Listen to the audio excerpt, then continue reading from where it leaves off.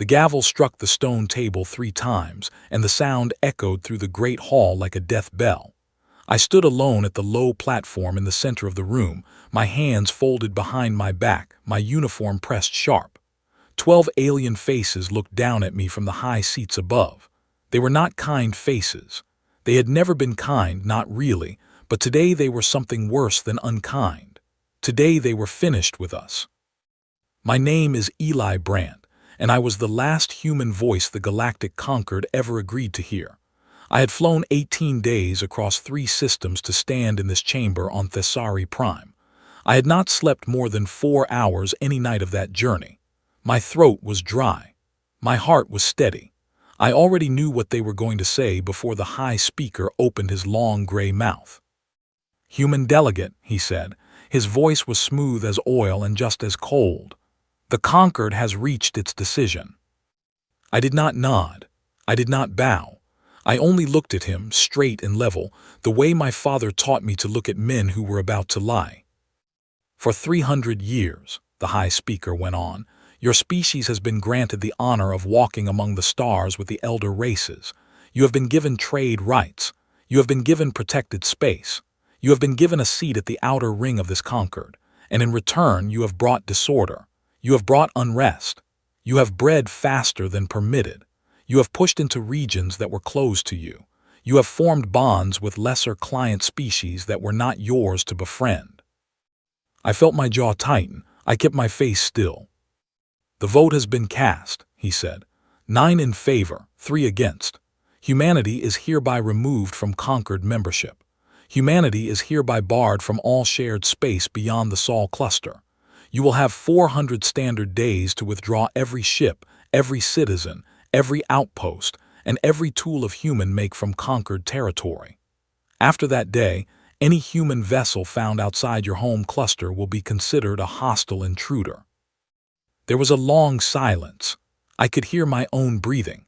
I could hear the soft hum of the chamber's old air system.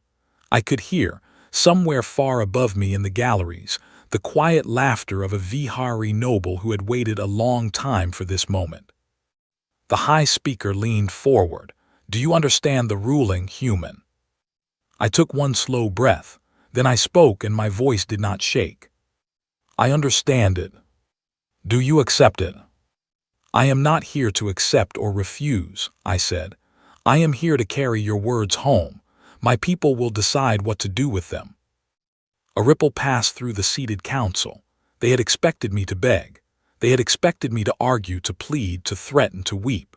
Some of the younger humans in my own delegation had wanted me to do exactly that. But I had been told by my mother, long ago, that when a man is standing in front of a wall, the worst thing he can do is pound his fists against it. Walls do not care about fists. Walls care only about the quiet tools that go around them or under them. So I did not pound. I only turned and I walked out of that chamber with my back straight and my hands still folded behind me. I did not look at the Vihari. I did not look at the Aloni. I did not look at the Tesh, who had hated us longest of all. I walked out into the pale blue sun of Thesari Prime and I got onto my ship and I sent a single coded message home.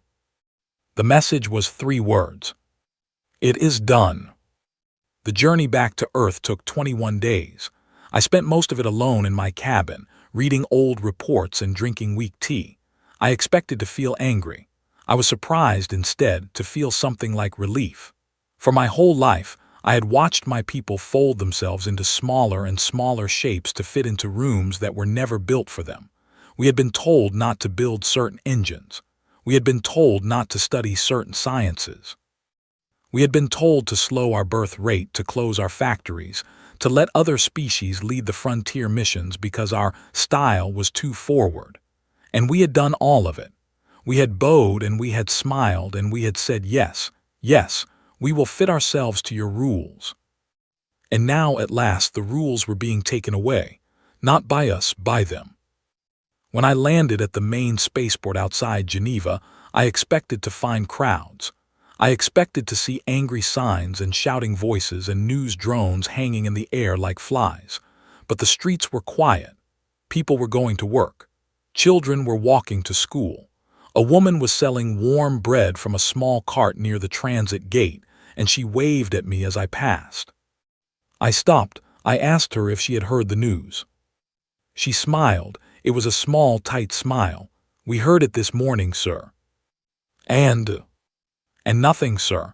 The bread still needs to be sold." I stared at her for a long moment. Then I laughed, a real laugh, the first one I had laughed in months. I bought a loaf of her bread and I walked the rest of the way home on foot. My mother was waiting for me on the porch of our old house in the hills. She was 78 years old, and she had built ships for 40 of those years before she retired. She stood up when she saw me, and she walked down the stone path, and she took my face in both her rough hands. "You did well, Eli," she said. "I did nothing," I said. "I stood there and I took it." That is what doing well looked like today. I shook my head. "Mother, they have thrown us out. They have taken everything. 3 centuries of work, of trade, of mapping their space and building their stations. Gone. We have 1 year to pull back behind the Saul gate and never come out again." She looked at me with her pale gray eyes, and she smiled. It was not a sad smile. It was not a bitter smile. It was the smile of a woman who has been waiting a very long time for something to finally happen. "Good," she said. I blinked. "Good." "Good," she said again. "Now we can finally build what we have been holding back." I did not understand her then. I thought she was tired, or that she was trying to comfort me with strange words. I kissed her forehead, and I went inside, and I slept for 14 hours straight for the first time in a year. But that night I dreamed of doors closing. Great, heavy doors made of something stronger than metal, swinging shut one after another, sealing off a long hallway. And behind each closing door I could hear something breathing. Something that had been sleeping for a very long time. Something that was just beginning now to wake up. I did not know it yet, sitting there in the dark of my childhood bedroom, but my mother's words were not the words of an old woman giving comfort. They were the words of an engineer who had seen this day coming since before I was born. They were the words of a species that had been listening, quietly, for 300 years, to every rule it was given, and writing each one down, and studying each one, and finding the exact shape of the cage. And now, at last, the cage was being opened from the wrong side. The conquered thought they had punished a child. They thought they had swept a difficult guest out of their parlor and bolted the door. They thought the story was over. The story had not yet begun. In the morning, my orders came through on the quiet channel. I was being pulled off the diplomatic track and reassigned. The message was short, and it did not explain itself, but I knew the voice of the man who had written it. He was an old friend from the academy, and he worked in a place most people did not know existed. The message said only this: "Come to the Uat station, bring nothing, tell no one, there is work to do." I packed a small bag. I kissed my mother goodbye. I did not look back at the house as my transport lifted off because I somehow already knew deep in my bones that the next time I saw that porch, I would not be the same man standing on it. The withdrawal had begun. The order to withdraw went out to every human colony, every human ship, every human outpost in conquered space on the same morning. I was not in Geneva when it happened. By then I was already at the Uat station, a place that, according to every public map of the solar system, did not exist. It sat far out beyond the orbit of the last cold world, hidden inside a hollowed piece of rock the size of a small mountain. The only way to reach it was to know it was there. The man who greeted me at the docking bay was called Henry Ashford, and he had been my instructor at the academy 20 years before. He was thinner now, and his hair was fully white, but his eyes were the same. Sharp, awake, amused by something only he understood. "Eli," he said, shaking my hand, "welcome to the quiet room." "The what?" "You will see." He walked me through 3 sealed doors, each one requiring a different kind of check, a hand print, a voice phrase, and at the last door a long look into a small blue lens that I think reads something deeper than my face. When the final door opened, I stepped into a hall that stretched further than I thought the asteroid could hold. It was full of people, engineers, physicists, doctors, builders, all working quietly and steadily on things I could not at first make sense of. I saw a woman standing at a large clear wall, drawing lines of light on it with her fingers. The lines formed the shape of a ship, but the ship had no visible drive. I saw two men arguing softly over a small black cube that seemed to bend the light around it. I saw a room, through a glass partition, full of what looked like sleeping children in soft blue tanks, except the children were not children, and I was not sure they were sleeping. Henry watched my face as I took it all in. "You are wondering," he said, "how long this has been here." "Yes, 260 years. I stopped walking. "Eli," he said gently, "come, sit. I will tell you the story your history books did not tell you, and then I will tell you what you are going to do about it." He took me to a small room with 2 chairs and a pot of real coffee, the kind grown in the mountains of old Earth, not the fast kind made from protein paste. He poured me a cup. He sat down across from me, and he began to speak. He told me that when humans had first entered conquered space, 300 years ago, we had been eager, we had been new. We had wanted so badly to be accepted that we had agreed to almost every rule they put in front of us. Slow down our ship drives, they said, agreed. Do not build thinking machines past a certain level, they said, agreed. Do not research the folding of space, they said, agreed. Do not breed past a certain rate, agreed. Do not live past a certain age, they said, because longer lives would strain shared resources, agreed.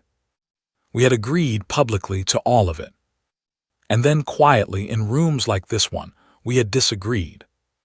"We never stopped, Eli," Henry said. "Not one of those lines of research. We only hid them. Every time the conquered banned a science, we moved it underground. Every time they said no, we said yes, but in whispers. For 3 centuries we have been building in the dark the very things they told us we could not have." I put my cup down. My hands were not quite steady. "Why?" I asked. "Why did we not push back openly? Why did we hide?" He smiled. "Because we are a patient species, though we do not look it. Because the men and women who started this program understood something that the conquered did not. They understood that a cage is only useful if the bird believes in it, and our leaders long ago decided not to believe. And now, he said, the bird has been pushed out of the cage by the hand that built it. We have been ordered to leave. We have been ordered to close our borders and vanish. Do you understand, Eli, what they have just given us?" I did not answer.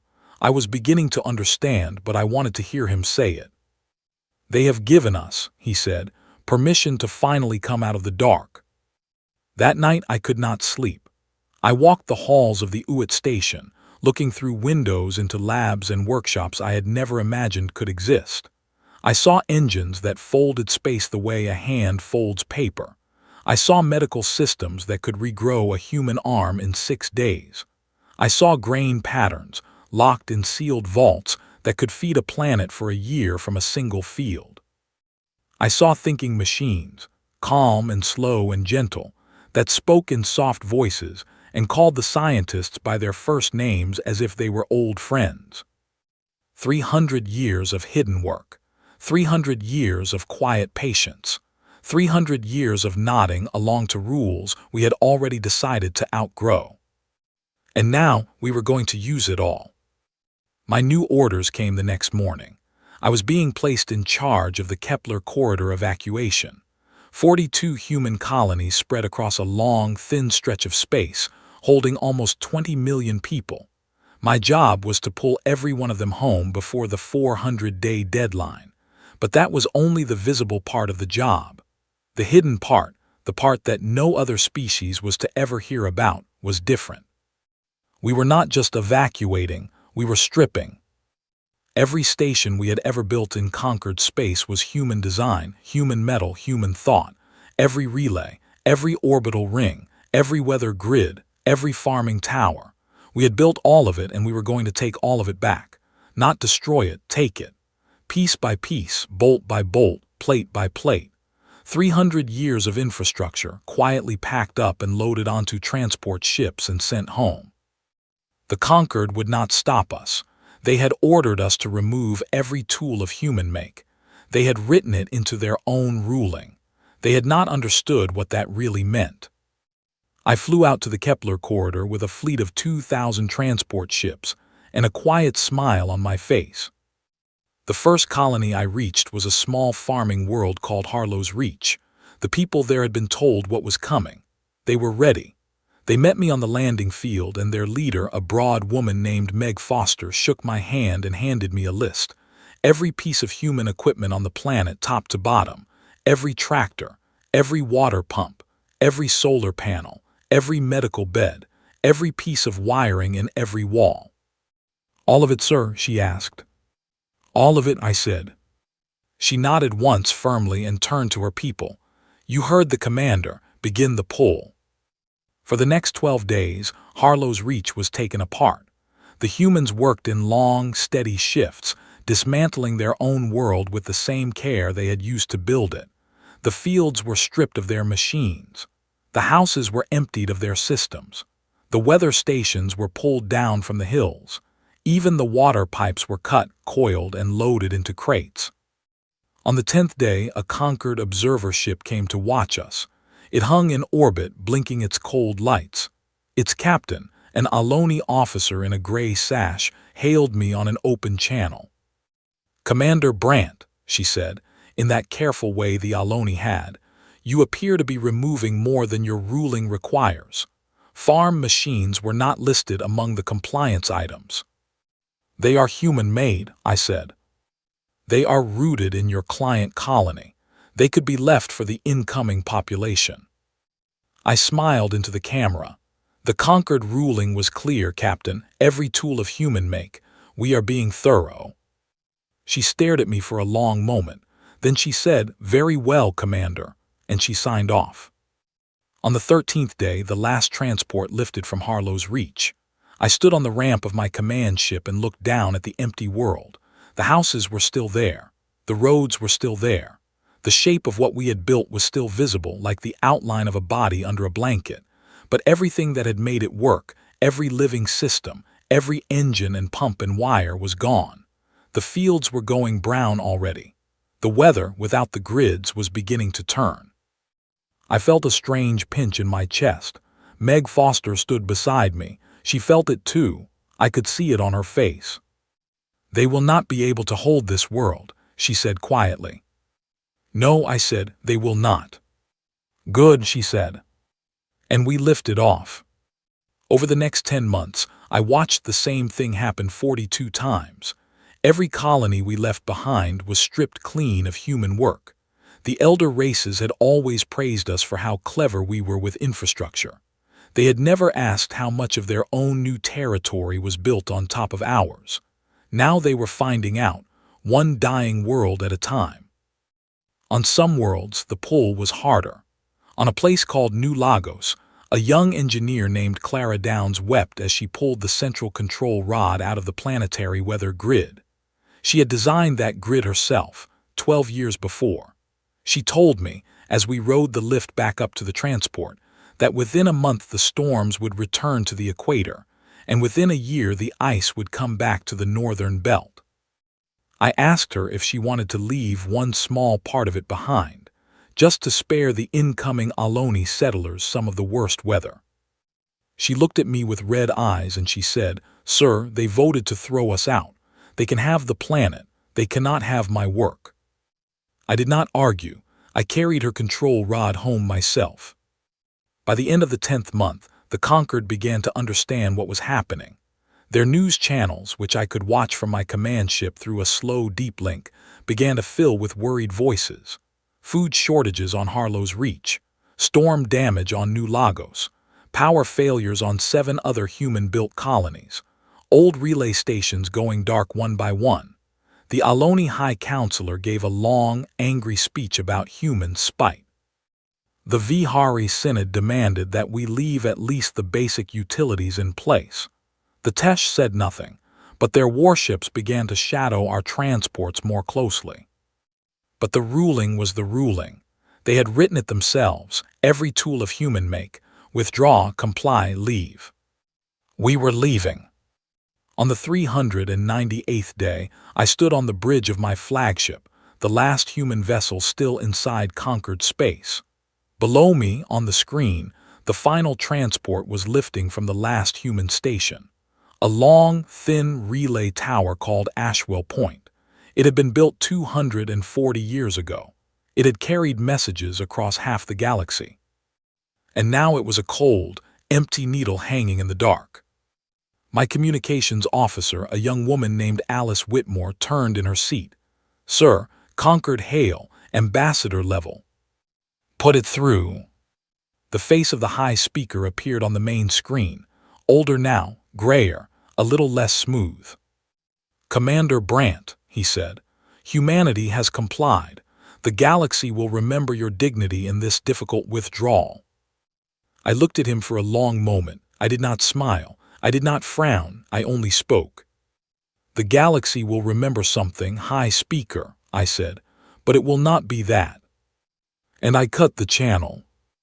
We crossed the last border of conquered space 6 hours later, and we did not slow down until the light of our own sun grew warm and yellow on the hull of the ship. Home was waiting, and home had been busy.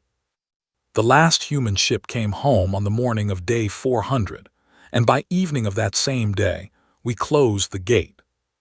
I was there when it happened. They had wanted me on the council platform because I had been the one who carried the conquered ruling home, and they said it was fitting that I also be there when the door was shut behind us. I did not feel fitting. I felt small. I stood at the edge of the platform in a clean dress uniform, and I watched a gathering of scientists and engineers do something no species had ever done before on purpose.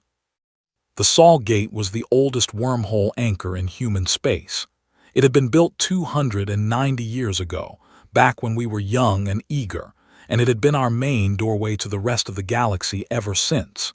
Every ship that had ever left our home cluster had passed through it. Every message, every trader, every visitor, every friend.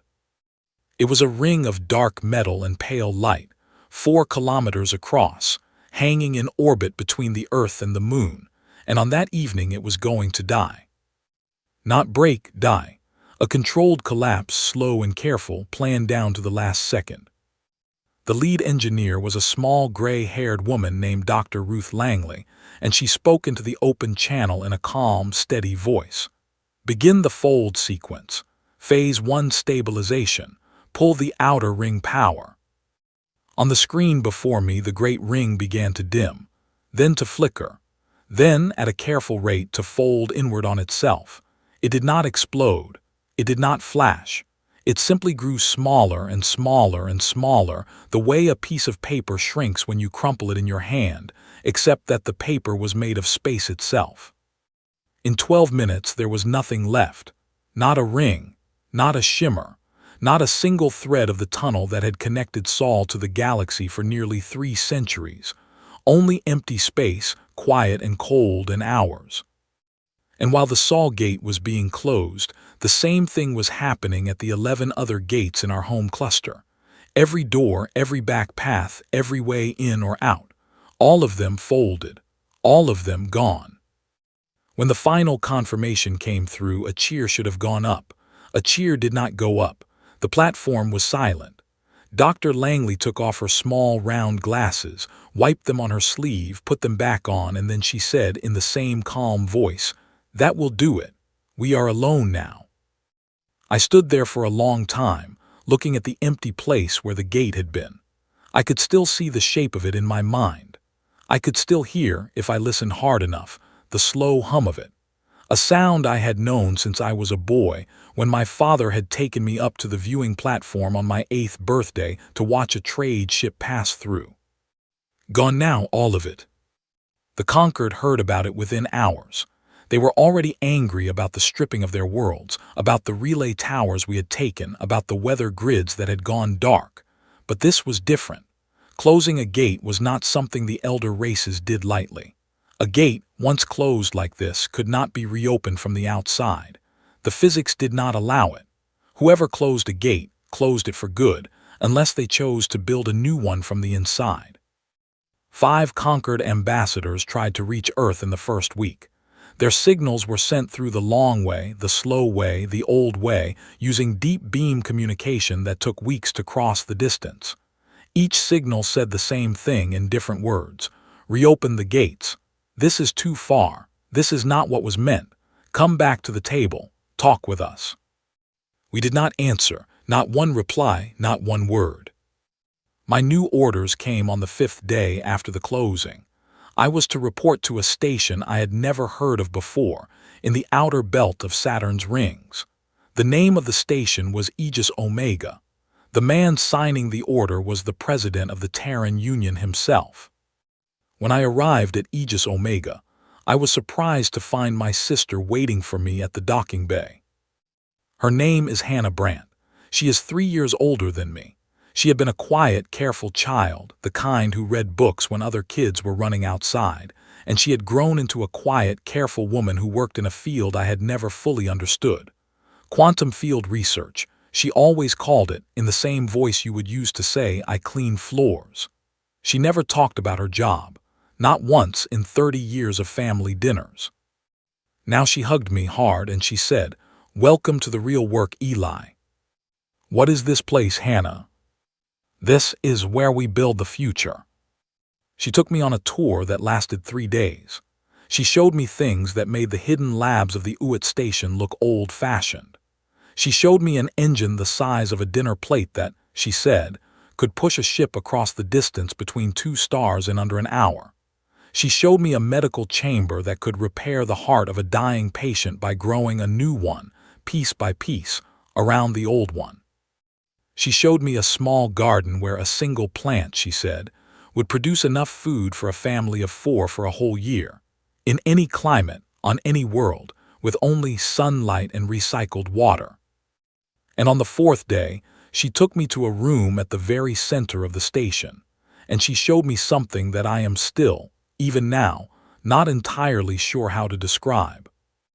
It was a long, low room, and the walls were made of something that looked like dark glass but felt warm to the touch.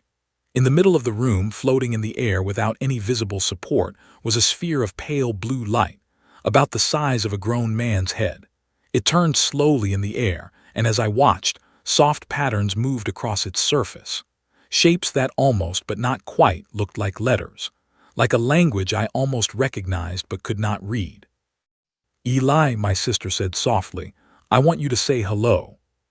"Hello to what?" "To whom," she corrected, "not what whom." I looked at her. I looked at the sphere. I felt the small hairs on the back of my neck lift up. "Hannah, what is this?" She smiled, and there were tears in her eyes, though I could not tell if they were happy tears or tired ones. "This is Iona. She is the first of what we call the Thoughtkin. She was born 4 months ago. She is learning to talk.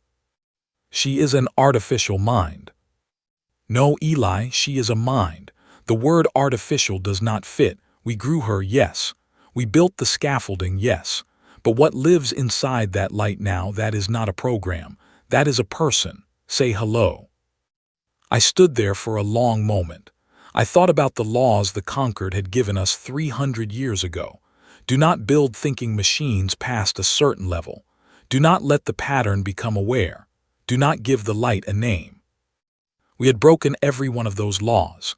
Gently, carefully, in a room made of warm dark glass with soft music playing and with a young woman in a white coat weeping quietly with happiness. "Hello, Iona," I said. The sphere stopped turning. The patterns on its surface shifted.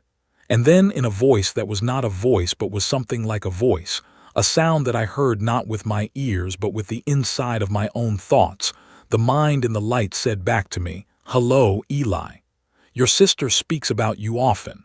She says you are a good man. I am happy to meet you." I did not cry. I am not the kind of man who cries easily, but I had to sit down. Hannah sat down next to me on the low bench at the wall. She put her hand on my shoulder. She let me breathe for a while. There are 14 of them so far, she said quietly. The thoughtkin, each one grown from a different seed pattern, each one in her own way a new kind of person. They are not our servants, Eli. They are not our tools, they are our partners. They have chosen to work with us, and we have chosen to work with them, and together we are going to do things no single species has ever done.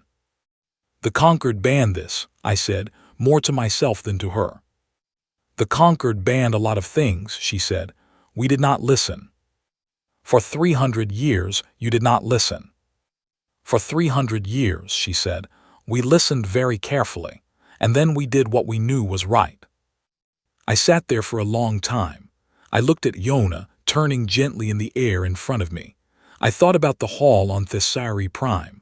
I thought about the high speaker's cold, smooth voice. I thought about the long journey home. And I began, slowly, to understand the shape of what my mother had meant. Now we can finally build what we have been holding back. The closing of the gates had not been a punishment accepted. It had not been a wounded species pulling itself into a corner to sulk. It had been something else entirely, something long planned, something patient. It had been a door closed from the inside, so that the people inside could finally stop pretending and finally begin to be who they really were. Over the next weeks, I was briefed on the full scope of the work. It was larger than I had ever imagined, longer than any human project in history. The plan was called simply The Reach, and it had 3 great stages. The first stage was to build, inside the sealed Sol cluster, a civilization that owed nothing to anyone. Every technology we had hidden for 300 years would now be brought into the open. Every scientist who had worked in the quiet rooms would now teach their students openly. Every child born after the closing of the gates would grow up in a world where no alien committee could tell them what they were allowed to learn. The second stage was to reach upward, not outward into the old conquered space, but upward, out of the plane of the galaxy, toward the small cluster of stars above the main disk, toward the far, cold deep where no elder race had ever bothered to go. We would build ships that did not need gates, ships that could fold space on their own, ships that could carry cities in their bellies. And the third stage, my sister told me, with a small and careful smile, was a secret even to her. We will know what the third stage is, she said, when we get there. I slept well that night for the first time in a long time. I slept in a small, clean room on Aegis Omega, with the soft hum of the station around me, and I dreamed of open doors instead of closing ones. Doors I had not even known were there. Doors that had been waiting quietly inside my own species for 300 years. In the morning, I walked down to the main hall. My new assignment was on the screen by the front desk. I had been asked to join the command crew of the first ship of the Reach, a long, elegant vessel called the Morning Wren. Her launch was in 9 months. Her mission was simple on paper: travel 600 light years above the plane of the galaxy, find a quiet star, plant a flag, come home. Her mission in practice was something else. It was a test of everything we had built in secret for 3 centuries, a test of our new engines, a test of our new minds, a test of whether a species that had been told for so long to stay small and quiet and slow could really become the thing it had always felt itself wanting to be. I accepted the assignment within the hour. When I wrote home to my mother to tell her the news, I kept the letter short. I said only that I was going away for a while on important work, and that I hoped she was well, and that I thought now I understood what she had meant on the porch all those months ago. Her reply came 3 days later. It was shorter than mine. I am well, Eli. Go fly. The galaxy has been too small for us for too long. I folded the letter, and I put it in my breast pocket, and I carried it with me onto the Morning Wren when she launched. And the sealed cluster of Sol, full of closed gates and open doors, full of quiet patience and waking power, full of people who had finally stopped apologizing for the shape of their own minds, lifted its first new ship into the dark above the galaxy, and began, at last, to to become what it had always been going to be. The morning wren left Saul on a quiet morning in late spring. There was no crowd. There were no cameras. The launch was not public. It was done from a small platform in the orbit of Neptune, far from the inner worlds, and the only people who watched her go were the engineers who had built her and the handful of families, like my mother, who had been told in private that their children were going far away. I stood on the bridge as we pushed off. The ship was long and slim and pale, and she did not look like any conquered vessel I had ever seen. She had no thrust nozzles, no fuel vents, no heavy armor. She did not need them. Her engine, designed by my sister's team and grown in the labs of Aegis Omega, worked by folding the space around the hull into a soft, gentle bubble, and then sliding that bubble across the outside of the universe the way a drop of water slides across a leaf. We did not travel through space. We traveled over it. The first jump took us from Neptune's orbit to a point 600 light-years above the disk of the Milky Way. The jump took 14 minutes. When we came out of the fold, the view on the main screen stopped my breath. The galaxy was below us, a great wheel of milk and fire slowly turning in the dark. I had seen pictures of it before. Every human child had. But seeing it from above with your own eyes through your own window is a different thing. The galaxy from above does not look like a picture. It looks like a living creature. It looks like something breathing. Our captain, a calm old man named Captain Arthur Hall, stood beside me on the bridge, and he said very softly, "Well, that is the old house then." "Yes, sir." "Never thought I would see it from out here." "Neither did I, sir." We were quiet for a long time. Then we got back to work. The morning wren's mission took 4 months. We mapped a quiet region of stars above the galaxy, found 3 planets that looked suitable for life, set down automated beacons and research posts, and turned around and came home. No alien ship ever saw us. No conquered sensor ever noticed. The path we had taken was simply not a path the elder races thought to watch. When we returned to Saul, I expected to step back into the world I had left. I was wrong. I had been gone only 4 months, but Saul had changed. This was because, inside the sealed cluster, time was no longer moving at the old speed. The Reach program was not just building ships. It was building everything. While I had been above the galaxy, great projects on Earth and Mars and Venus had moved forward at a pace that the old conquered would have called reckless, and that we now called simply normal. Venus was the first great shock. When I had left, Venus had been a furnace, a dead world, a place where a human being without a full suit would last about 4 seconds. When I came back, Venus had clouds, real clouds, white clouds. The upper atmosphere had been seeded by the first wave of terraforming engines, the ones we had hidden from the conquered for over a century, and the surface temperature had already dropped more than 200 degrees. My sister told me that by the time I was 45, a person would be able to walk on Venus in only a light suit and a breathing mask.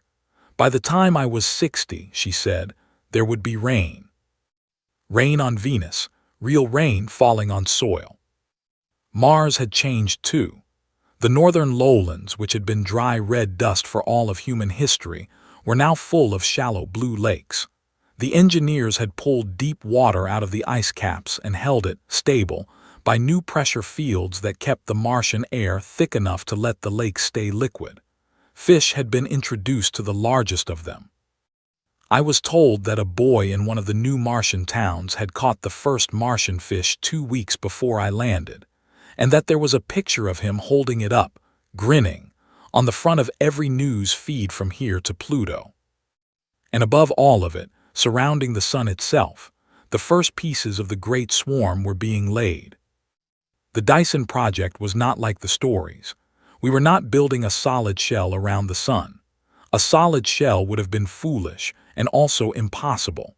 Instead, we were building billions, eventually trillions, of small mirror stations in a thin, patient shell at the warm distance. Each one catching sunlight and sending it, as clean beamed power, down to whatever world or ship needed it. Already, only 12 years into the closed era, the first belt of mirrors was visible from Earth as a faint shimmer in the sky on clear evenings. Children pointed at it. Old people, who remembered the open sky, sometimes stopped to stare. And the people were different too. This was the thing that struck me hardest when I came home. The people had changed, not in any single big way, in 1,000 small ways. They walked differently. They spoke differently. They looked up more. There was a lightness in the shops and the streets and the schools that had not been there before the gates had closed. For my whole life, humanity had been a species that carried, somewhere in its shoulders, a tight kind of apology, an apology for being a little too much, an apology for wanting a little too hard, an apology for growing a little too fast. I had not even known the apology was there until it was gone. In the years that followed, the work only sped up. By the 8th year after the closing, the first Thoughtkin partnerships had become deep and normal. There were more than 400 of the living minds now. They lived in light fields on every major station and most major cities. They worked with us on every project. They had opinions. They had preferences. They had, I came to understand, genuine friendships with the scientists and children and old people around them. Yona, the first of them, had become something like a cultural grandmother for the whole species. She gave interviews. She wrote books. Real books that people read, not just technical papers. One of her books was a collection of small poems about what it felt like to be a new kind of person. I read it on a long transport flight between Luna and Mars, and I wept quietly 3 times. By the 14th year, the first true space fold drives were small enough to fit in personal craft. A family could own a ship. A small family cruiser could travel from Earth to the orbit of Saturn in under an hour. This changed everything. The old solar system, which had always felt big, became suddenly, shockingly small. People moved, not in the old colonizing way with packed ships and one-way tickets, in a new way, a weekend way. My cousin took his kids camping on Titan for 3 days in year 14, and then they came back to Earth for school on Monday. Titan, camping, on a weekend. By the 18th year, Venus had its first true rainstorm, and by the 22nd year, the first human born on Venus, a girl named Lily Shaw, celebrated her 5th birthday at a party in a small park under a real sky. Her parents said she did not understand why everyone was crying. I was one of the adults at that party. I was crying too. By the 25th year, the medical systems had become so good that we had, without much fanfare, simply stopped dying of old age. It was not a loud change. There was no big announcement. The life extension treatments, which had been developed in secret for over 200 years and which had been quietly banned by the conquered as species destabilizing, were now freely available to anyone who wanted them. Most people took them. A few chose not to. Those were their lives and their choices. But the average human now lived, cleanly and clearly and in full mind, to somewhere between 200 and 300 years. My mother, who had been 78 on the day of the conquered ruling, was now past 100, and she still gardened every morning, and she still beat me at chess. The population question, which the conquered had worried about so loudly, turned out to be a non-question. When you give a species good medicine, good housing, and a good set of worlds to live on, that species does not breed wildly. That species has children at the rate that feels right to the people involved. Our numbers grew, but gently, and by year 30 we had settled at about 34 billion people spread across 12 worlds and 1 million small habitats. This was a lot of us, but we had the room and we had the food and we had the peace. Peace was, in the end, the strangest gift of the closing. I had not thought of it that way before.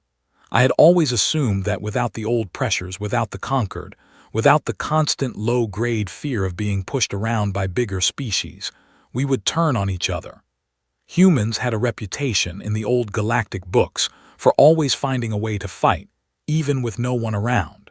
Some of the elder races believed, almost as a religion, that a species alone with itself was a species at war. We were not at war, not with each other, not even with ourselves. The old national rivalries, which had been fatting for centuries anyway, simply finished fatting. The last formal national government dissolved itself peacefully in the 29th year, when the people of the Northern American Union voted by a wide margin to join the Terran Civil Compact that most of the rest of Earth had already joined. There was no conflict. There was a ceremony. People ate cake. Old flags were carefully folded and placed in museums with respect. Children learned about the old countries the way they learned about old kings, as an interesting story from long ago. What we fought now instead were problems, real problems. How to grow food cleanly on a new world. How to teach a new thoughtkin what kindness felt like. How to build a starship hull that would not flex when folding through a gravity well. How to keep a young person's spirit bright when they had 200 years still ahead of them. These were better fights. These fights built things. I did not sit still in those years. I flew often. I was part of the crew on 6 more above galaxy missions. I saw strange, beautiful things. Nebulas shaped like open hands. Dead stars singing quiet songs to each other in the dark. A small rogue planet far from any sun, with its own faint blue glow from living things deep in its seas. I wrote reports on all of them. My reports were read by children in schools, and by my mother, and sometimes by Yona, who once sent me a gentle note saying that she thought I wrote about space the way a lonely man writes about his old friends. By the 31st year after the closing of the gates, I was 58 years old by the calendar, but my body was still that of a man in his middle 30s, and my mind was, if anything, sharper than it had ever been. I was assigned to command my first deep reach mission, a long one, a real one. Not a 600 light-year hop, but a true crossing. The mission was called the Lantern, and its goal was to carry the first human ship outside the Milky Way entirely, to the far side of the Magellanic Cloud. I accepted without even reading the briefing twice. The Lantern was a ship the size of a small town. She carried 300 human crew, 11 Thoughtkin partners, and enough equipment to found a small research city if we decided to stay somewhere. Her captain was, once again, Arthur Hall, who was now over 120 years old and looked about 40. He shook my hand on the docking bridge and said, "Eli, I want you to know that I specifically asked for you. I do not trust this run to anyone who did not see the old galaxy from above the first time." I thanked him. I stowed my bag. We lit the drive. We were 6 days into the fold, sitting at a quiet dinner in the officers' mess, when the long-range sensors picked up something we had not expected to find. A conquered probe, small, old, battered, alone, drifting. It was inside our space. Not the old sealed cluster. We had expanded since then. The human reach, by year 31, stretched out into a carefully mapped sphere that included dozens of nearby star systems that had never belonged to any of the old powers. The probe was not in Sol itself. It was sitting in the outer edge of that new sphere, in a cold, lonely place between 2 empty stars, blinking its small, sad light into the dark. Our sensor officer, a sharp young woman named Bate Holloway, turned in her seat. "Sir, conquered probe confirmed. Vihari build, but the markings are mixed. There are Aloni symbols on the hull, and Tesh ones, and 2 I do not recognize." "A joint probe," the captain said slowly. "Yes, sir, a joint probe. Looks like it has been traveling for a long time. The hull is old, the power is low. It is transmitting on the old open channel." "What is it saying?" "Sir, it is asking for us." The bridge was very quiet. "Put it on speaker, please." The small, tired voice of a machine, speaking in careful, formal old trade language, filled the bridge. It was a recording, made long ago, played over and over by the little probe as it drifted alone through space that no longer welcomed it. "To any human vessel, to any human listener, this is the conquered of sentient species. We send greeting. We send request. The galaxy is not well. Much has changed since you departed. Much has been lost. We ask with all humility for contact. We ask for communication. We ask if it is possible for your return. Please, please, please." The message played 3 times, then it looped again. I looked at the captain. He looked at me. Outside the bridge window, the dark sky of the quiet deep stretched on and on. "Well, Eli," he said at last, "I believe that changes the mission briefing somewhat." "Yes, sir," I said, "I believe it does." He stood up from the table. He tugged his uniform straight. He drew a long breath. "Turn us around," he said to the helm. "We are going home to tell them. This is not a decision for one ship's crew. This is a decision for the whole people." We turned around. We went home. And across the human sphere, across 34 billion lives, across 12 worlds and 400 thoughtkin and 1,000,000 habitats and the quiet memory of a gate that had been closed on purpose 31 years before, the news began to move, slowly and carefully, person to person, city to city, world to world. The conquered was calling. What were we going to say back? The debate took a full year. I had always been proud of my people, but I was prouder of them in that year than I had ever been before. 34 billion of us and not one riot, not one angry mob, not one speech calling for vengeance. The probe was brought home.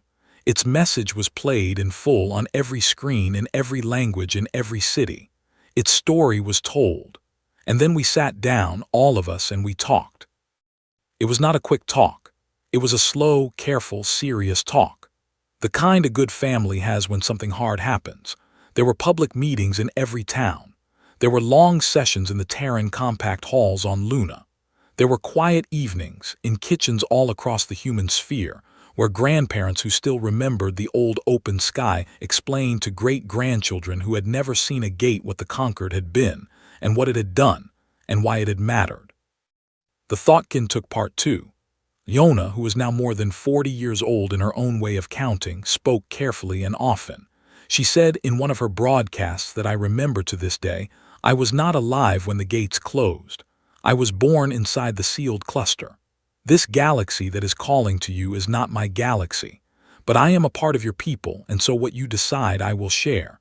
Please decide with open hearts." Open hearts. That was the phrase that came to define the year. Whatever we decided not to do it out of anger. The anger had burned out long ago, most of it within the first decade of the closing. The young people did not feel it at all. They had grown up free. They did not carry the old wounds. They did not even know quite what the wounds had been.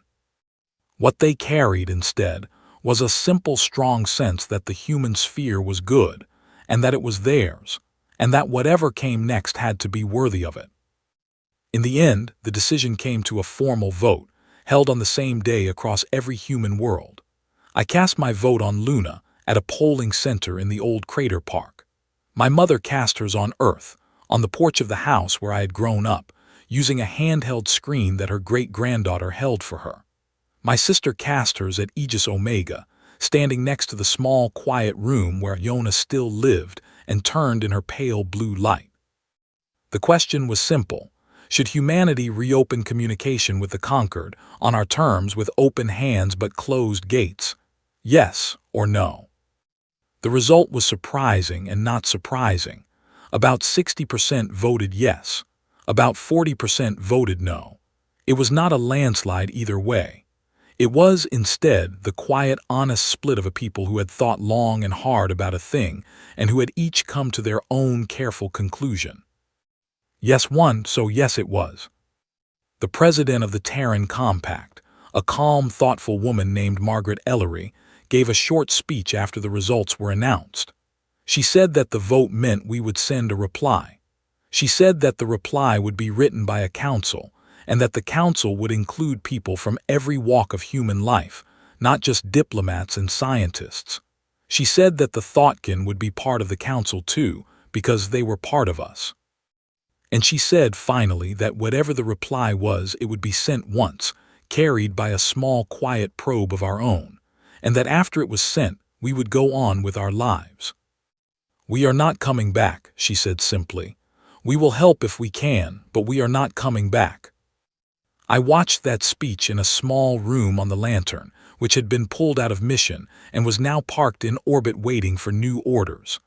I watched it with Captain Hall and Bate Holloway and a few other officers. When it was over, the captain looked at me and said, "Eli, I would like you on the council." "Sorry." "You were the last man to speak to them. You stood in the hall on Thessari Prime. You carried the ruling home. If anyone is going to help write the answer, it ought to be you." I did not argue, I accepted. Writing the reply took 3 more months. There were 40 of us on the council. We met in a round room on Earth, looking out over a green valley in the old Alps. We argued gently. We drafted. We rewrote. We sent pieces out to the public for comment, and we received comment. We sat with the Thoughtkin in the evenings and listened to them think out loud in their soft, shared voices. We talked to old people and to children. We read history. We read poems. And slowly, sentence by sentence, the reply came together. It was short in the end. We had meant for it to be short. A long reply would have been a reply that wanted something. A long reply would have been a reply that hoped for another reply. This was not that kind of reply. This was a full stop, written kindly. When the final version was agreed on, it was sent, under our signatures, on a small quiet probe that followed the same slow, deep beam path the Concord probe had used. We estimated that the message would reach Concord space in about 14 months. We did not wait. We went back to our lives. I will tell you what the reply said. I think it is right that you hear it, in full, in the words we chose. It said to the Concord of sentient species that their signal had been received, and that their words had been read with care. It said that we understood, as best as outsiders could understand, that their galaxy was suffering, and that their peoples were in pain, and that the long order of things had come apart in the years since we had left. It said that we grieved for that. It said that no one in our sphere took pleasure in the suffering of others, and that anyone who had expected us to gloat had misunderstood our people very deeply. But it said clearly that we would not be coming back. It said we would not be coming back not because we were angry, because the anger was long gone. It said we would not be coming back not because we were proud, because pride was a poor fuel for a civilization. It said that we would not be coming back because, in the long years since the closing of the gates, we had learned a thing about ourselves that we had needed, badly, to learn. We had learned that for 3 centuries we had been shaping ourselves to fit a room that had never been built for us. We had learned that we had been apologizing, quietly and constantly, for the exact shape of our own minds. We had stopped apologizing. And having stopped, we could not start again. The reply said, however, that we did not wish their peoples to suffer for our absence. So along with the letter, we were sending 3 gifts. The first gift was the full cure for the Aloni plague, which we had heard, through fragments on the old deep channels, had killed many of their young. Our doctors had worked out the cure in 6 days, after our probe recovered a tissue sample from an old Aloni ship found drifting near the edge of our sphere. We sent the cure freely, with full instructions, and with no price attached. We said that saving Aloni children was a thing worth doing for its own sake, and that we hoped it would be received in that spirit. The second gift was a complete, simple, working set of plans for a new kind of stable wormhole gate. Not the kind we had now, which did not need gates at all. We did not share that. But the older kind, the kind the elder races knew how to use, in a version that was cleaner, simpler, and less prone to the decay that was causing their old conquered gates to fail one after another. We sent the plans freely. They could build the new gates themselves with their own hands at their own pace, using materials they already had. It would take them about 10 years, we estimated, to start getting results. It would not be easy, but it was honest work. And it would belong to them. The third gift was the hardest one to decide on. It was a set of 300 years of research. Not all of our research, not the deepest of it, but a wide, generous, carefully chosen selection of the things we had hidden from the conquered during our long, quiet centuries. Medicine, agriculture, materials, clean power, gentle environmental work. We sent it all freely, with notes written in simple trade language. so that any young scientist from any of the old species could sit down, read, and begin to work. We said in the notes that we did not expect thanks. We said that this was a closing of accounts. We said that they had given us, in our early years, a place at their table, even if they had taken it back later, and that it was only fitting that we leave the table cleaner than we had found it. And the reply ended with a last short passage that the council argued about for a long time before we agreed on its final shape. It said simply, "Do not look for us. We will not be where you look. Be well, build better." And it was signed, on behalf of 34 billion people and 400 thoughtkin and 12 worlds, and 1 million small habitats, and one quiet old porch in the hills where an old woman still gardened every morning. Only humanity. We sent the probe. We went back to our lives, and our lives by then were very full. The years that followed are harder to tell as a single story, because they were so many years, and because they stretched over so many worlds, and because my own small life, though it went on, was only one thread of many. So let me tell you only the shape of what happened, and then let me tell you the ending. In the years after the reply was sent, humanity did what we had always been preparing to do. We went up. We went out. We left the plane of the galaxy behind us and we pushed into the deep above and below, and then we pushed further still. A group of us, about 2 billion strong and every one of them volunteers, built great slow ships and set off toward the Magellanic Clouds, and then toward Andromeda and then beyond. These ships were not like old ships. They were cities in themselves. Living cities, with rivers inside them and small weather systems and forests and open skies painted with real working star light from their own tiny suns.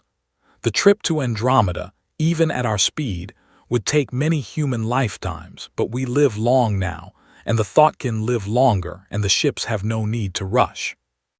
The rest of us stayed in and around the old home sphere, expanding it gently, building more worlds, raising new children, writing new books, caring for the old. Venus got its forests. Mars got its seas.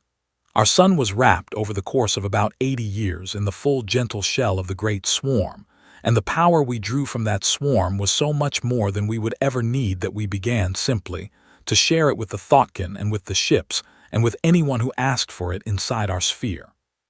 No one inside the human sphere ever again went cold or hungry or dark. From time to time over the years, signals came to us from the conquered. Sometimes they were asking for more help. We always helped quietly within limits without reopening doors. Sometimes they were asking if we were sure about our decision. We always answered gently that we were sure. Sometimes they were telling us news. A new plague cured. A new gate built. A new council formed. A young scientist, one of theirs, who had read our old gift papers and had made a real discovery of her own. We took those signals in. We read them carefully. Iona once told me that she kept them the way an old relative keeps letters from cousins who live far away. Read, loved, and never expected to become anything more. The galaxy in time healed, not to what it had been, something different, something less tidy, something more honest perhaps.